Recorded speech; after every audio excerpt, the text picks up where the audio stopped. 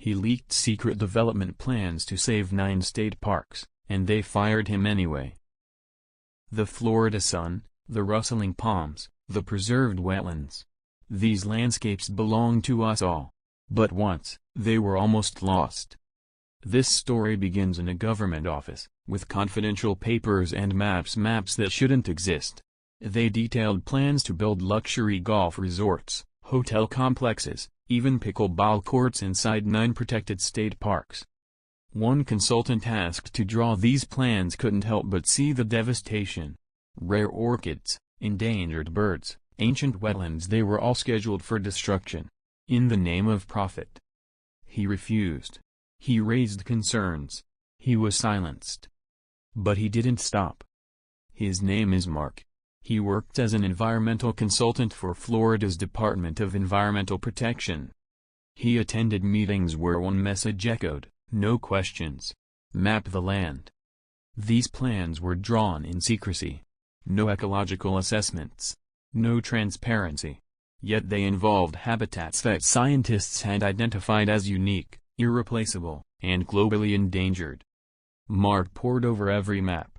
He documented everything: locations of marina dredging, plans for hotels that would bring traffic to sensitive ecosystems, and driveways that would fragment habitats. He realized fully what was being lost and who was benefiting: developers connected to state legislators, powerful donors, and private investors ready to turn public parks into revenue streams. He couldn't stay silent. Mark made the maps public. He contacted local news, environmental groups, bloggers, anyone who would show them to the world. Within 48 hours, the reaction was explosive. Volunteer cleanup efforts flooded the parks. Local politicians on both sides of the aisle publicly condemned the plans. Editors wrote op-eds.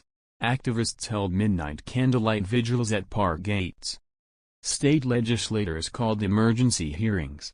On the floor of the Capitol, lawmakers debated this unprecedented breach.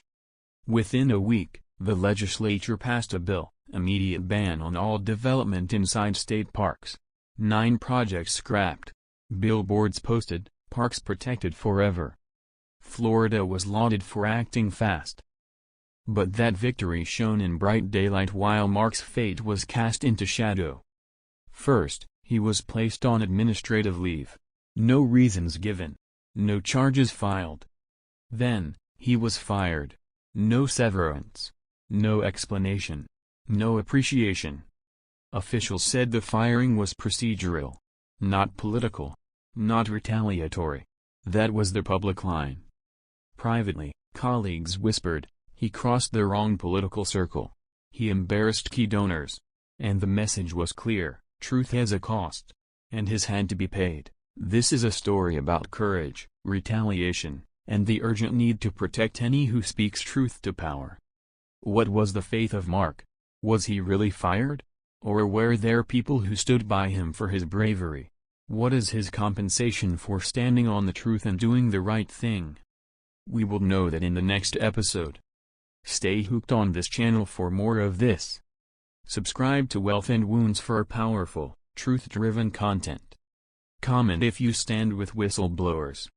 Share so justice isn't punished with silence.